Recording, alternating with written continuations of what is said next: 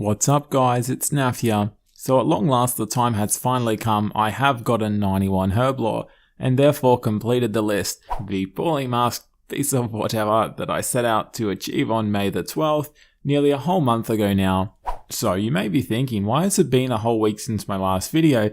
Surely it didn't take 7 days to get 4 Herblore levels. Well, you are right, it certainly didn't, and I have just been busy with some in real life things, unfortunately. But getting 4 Herblore levels as an Ironman definitely wasn't as easy as I expected. So first up, at 87 Herblore, as you would expect, I had started by cleaning all the herbs, 12,200 or so to be exact, that I did have, which took a little over 3.5 hours, followed by putting all of these cleaned herbs into vials and making the unfinished potions, taking another 7 or so hours.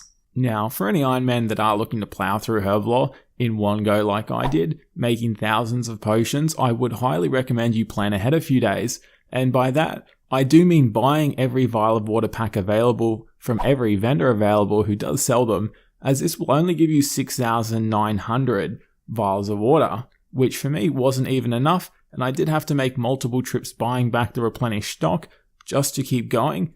And that's not even to mention that one of the bigger vendors of vials of water is in Prifadana, so if you don't have access to that content, the max you will be able to buy is 4,900. But regardless, the unfinished potions were made, and I began making the actual potions. Now I did have a rough idea of what I wanted to make and in what order. Essentially the plan was to focus on making super potions, which I would turn into extreme levels once I hit the level requirement, and also make super restores and Saradomin brews.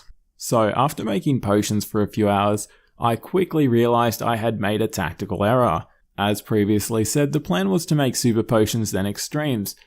Now I accidentally put the herbs which were required for extremes into vials of water, making them unfinished potions, which resulted in me having around 1,000 unfinished Avanto and unfinished Lantadyme potions, which were meant to be used for extremes.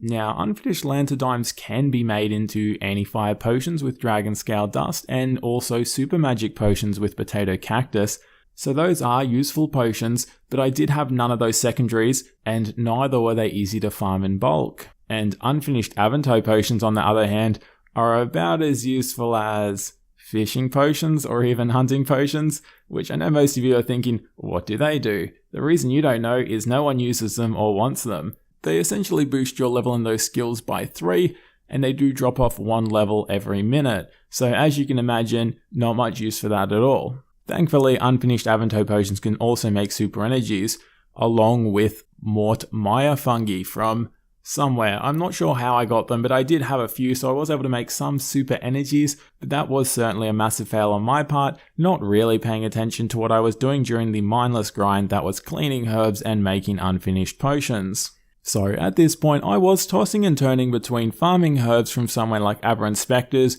or some other Slayer creature, collecting Dragon Scale Dust, or going questing so I could use stew boosts so I could just boost my way to 91 Herblore.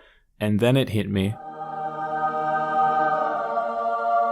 That's right, I hadn't looted my kingdom in over 5 weeks, and although I've never collected herbs from kingdom before, and I didn't know what to expect, I did roll the dice, and in fact I was really happy with what I got.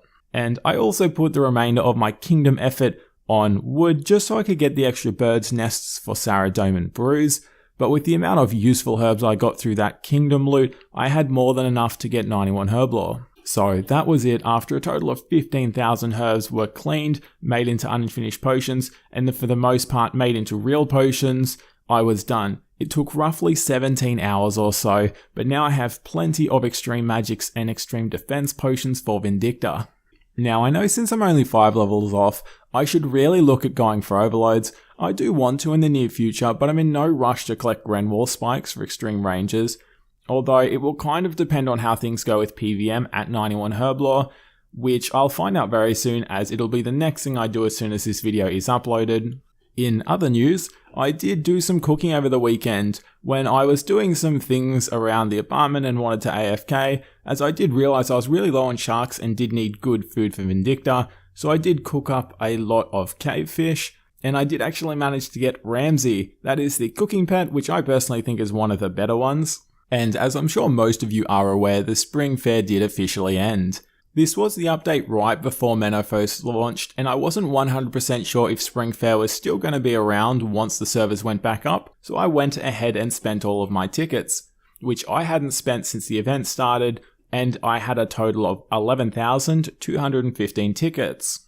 Although I did miss a lot of happy hours, I definitely went to as many as possible, and the amount of experience I got was personally insane. I mainly did Hunter just because I hate the skill, and never did it outside of the Big Chinchompa DND, which I did do to get to level 66 to begin with, which was my level at the start of Spring Fair. And once the Spring Fair event started, I didn't even bother doing Big Chinchompa, as the XP rates paled in comparison to what you could get during a happy hour at Spring Fair. As you can see from my experience gained over the 43-day period, Monday the 24th of April through to the 5th of June, I did gain a total of 5.4 million Hunter experience, going from 66 to 91 Hunter. On top of this, I did also do some mining and cooking, but nowhere near as much as Hunter. Although I love the fact I've gotten such a high level in Hunter without needing to legitimately train it, unless I want 99, I kind of feel it is bad for Ironman to have access to this kind of content.